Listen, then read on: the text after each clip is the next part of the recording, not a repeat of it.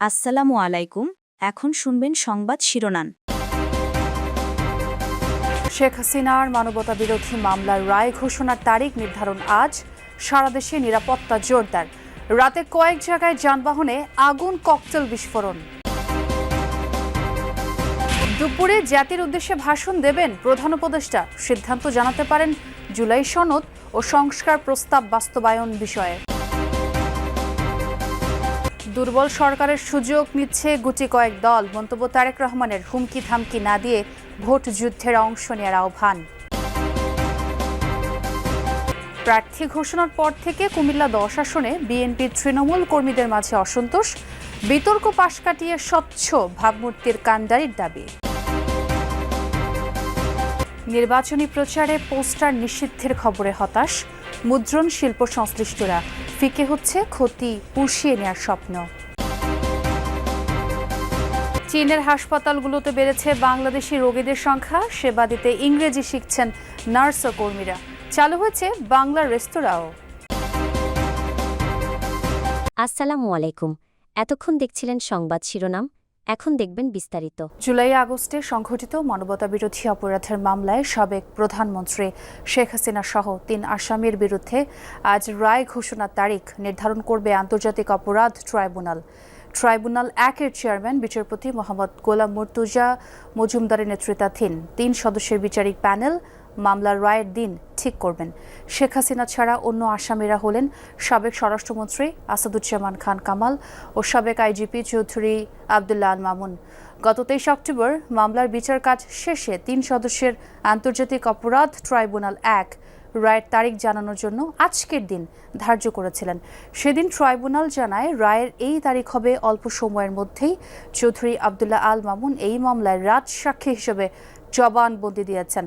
শেখ হাসিনা ও আসাদুজ্জামান খান পলাতক এবং চৌধুরী মামুন কারাগারে রয়েছেন।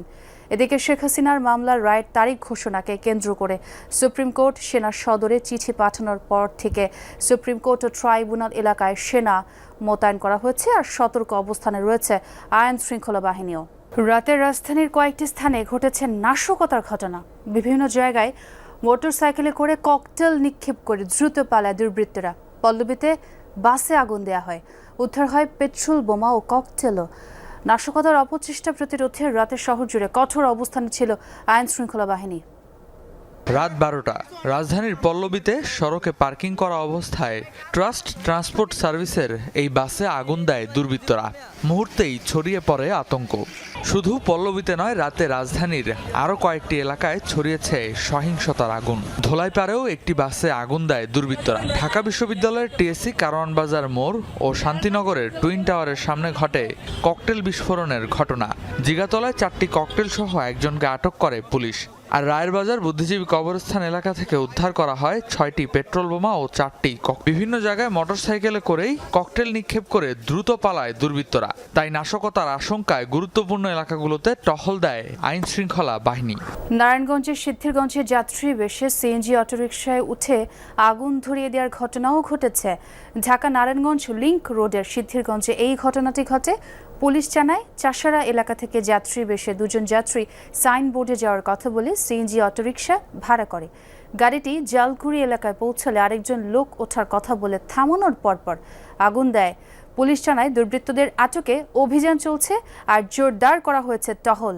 আজ দুপুরে জাতির উদ্দেশ্যে ভাষণ দেবেন প্রধান উপদেষ্টা doctor Mohammad Yunus. Bangladesh television, BTV news এবং বিটিভি ওয়ার্ল্ড এই ভাষণ সরাসরি সম্প্রচার করবে। বুধবার রাতে প্রধান উপদেষ্টার উপপ্রেস সচিব আবুল কালাম আজাদ মজুমদার এই তথ্য জানান। প্রধান উপদেষ্টা তার ভাষণে জুলাই জাতীয় সনদ বা সংস্কার প্রস্তাব বাস্তবায়নের বিষয়ে সিদ্ধান্ত জানাতে পারেন বলে ধারণা করা হচ্ছে। বর্তমানে দেশের রাজনৈতিক অঙ্গনে উত্তেজনা বিরাজ করছে। নির্বাচন, জুলাই সনদের আইনি ভিত্তি এবং গণভোট ইস্যুতে বিএনপি, জামায়াত সহ প্রধান রাজনৈতিক দলগুলো মুখোমুখি অবস্থানেই রয়েছে। একদিকে জামায়াত সহ 8টি রাজনৈতিক দল 5 দফা দাবিতে আন্দোলন কর্মসূচি চালিয়ে যাচ্ছে। অন্যদিকে নির্বাচনের দিনেই গণভোট আয়োজন ও জুলাই সনদে নোট অফ ডিসেন্ট বিষয়ক অবস্থান নিয়ে সরব বিএনপি সহ সমমনা দলগুলো। শেখ হাসিনার মামলার রায়ের তারিখ ঘোষণা ঘিরেও বেড়েছে রাজনৈতিক উত্তাপ। আর এমন প্রেক্ষাপটে জাতির উদ্দেশ্যে ভাষণ দিতে যাচ্ছেন প্রধান উপদেষ্টা অধ্যাপক মোহাম্মদ ইউনূস। দুর্বল সরকারকে কোনো হুমকি ধামকি না দিয়ে ফেব্রুয়ারিতে ভোটের মাঠে জনগণের মুখোমুখি হওয়ার আহ্বান জানিয়েছেন বিএনপি ভারপ্রাপ্ত চেয়ারম্যান তারেক রহমান। বুধবার বিপ্লব ও সংহতি দিবস উপলক্ষে এক আলোচনায় ভার্চুয়ালি যুক্ত হয়ে কথা বলেন তিনি। তারেক রহমান আরও বলেন, কোনো রাজনৈতিক দল নানা শর্ত দিয়ে নির্বাচনকে বাধাগ্রস্ত করতে চায়। গণভোটের আড়ালে পতিত পরাজিত ফ্যাসিবাদীদের পুনর্বাসনের সুযোগ করে দেয়া হচ্ছে কিনা সে প্রশ্নও রাখেন তিনি। আহ্বান জানান পরিস্থিতি ঘোলাটে না করার।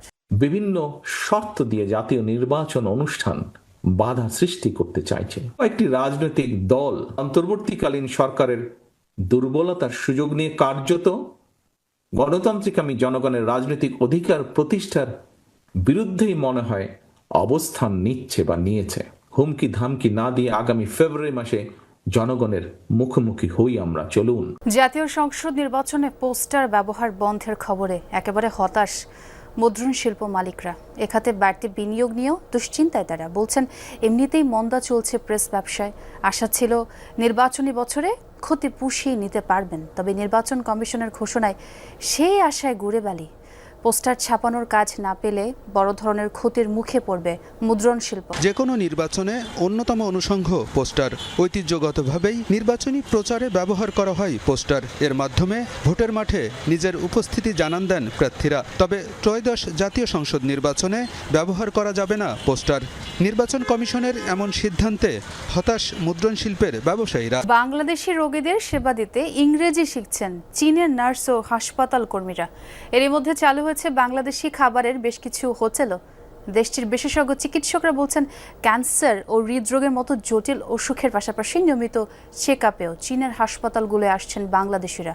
সর্বাধুনিক এবং প্রযুক্তি নির্ভর চিকিৎসার পাশাপাশি সাধারণ ওষুধপত্র নিয়েও বাংলাদেশিরা বেশ সন্তুষ্ট বলে জানান তারা। গুয়াংজু, ঢাকা থেকে বিমানে 3.5 ঘন্টার দূরত্ব। এখানকার এই ফসুন চ্যানচেং হাসপাতালে গত 3 মাসে চিকিৎসা নিয়েছেন 3 শতাধিক বাংলাদেশি। ক্যান্সার থেকে হৃদরোগ কিংবা দুর্ঘটনাজনিত পঙ্গুত্বের শিকার অনেকে এসেছেন ভিনদেশি এই হাসপাতালে। আবার ব্যবসা বা ঘোরাঘুরির জন্য এসেও স্বাস্থ্য পরীক্ষা করিয়েছেন কেউ। প্রথম প্যাকেজটা হচ্ছে 500 RMB, সেকেন্ড প্যাকেজটা 1280 RMB, and third package দিছে 2380 something like that. তো আমি প্রথমটাই নেব। আমার হাজব্যান্ড তো সবসময় এখানে ডাক্তার দেখায়, ওনার ইয়াতে বুঝলাম যে এখানে তো ভালো ট্রিটমেন্ট দেয় এবং ওষুধও কম। সেবা নিতে আসা বাংলাদেশিরা বলছিলেন, চিকিৎসক নার্সদের সাথে যোগাযোগে ভাষা একটা বড় বাধা। দোভাষীর মাধ্যমে প্রয়োজনীয় কথাবার্তা সারতে হচ্ছে তাদের। ভাষাটা একটু সমস্যা। ধরেন আমরা অনেক বছর থাকাতে হয়তো আমাদের নিজেদেরটা নিজেরা আমরা টেক কেয়ার করতে পারি, কিন্তু নতুন কেউ আসলে একজন দোভাষী অবশ্যই লাগবে।